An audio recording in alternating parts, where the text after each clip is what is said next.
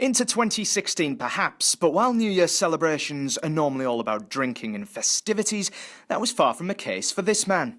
Tony Allen was gearing up on New Year's Eve to run his 31st marathon in 31 days, totalling over 800 miles. That's roughly the distance from the UK to Italy. And to the surprise of nobody, he succeeded and even allowed himself a beer or two to celebrate. I caught up with him now he'd returned to the day job earlier on today. It started off easy and then it got tough, and then the last day it was easy. We ran through 3 hurricanes, all had different names, and that was murder. Very, very tiring run against the wind, but fantastic experience. Loved every mile, had loads of support from the Sunderland strollers and other runners as well.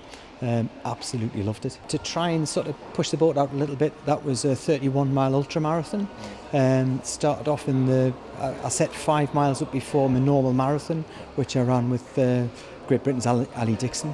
And then the team supported us. I must have had between 40 and 50 runners pulled together and pulled me round, but got round the marathon time just over 4.5 hours and finished at about 5:24 on 31 miles. So it's a decent pace for somebody who's done 31 marathons.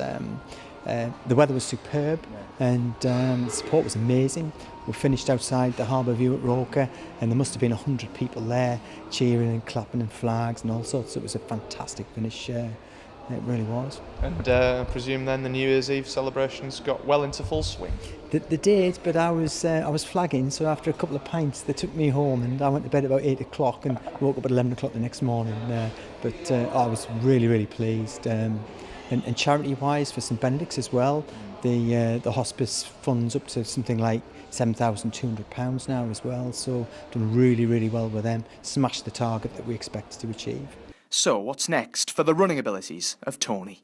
I will. I've got my eye on something, but I'm just going to keep it under wraps until later on in the year, but there's definitely going to be something for next year. Andy Sixsmith made in Tyne Wear, Sunderland.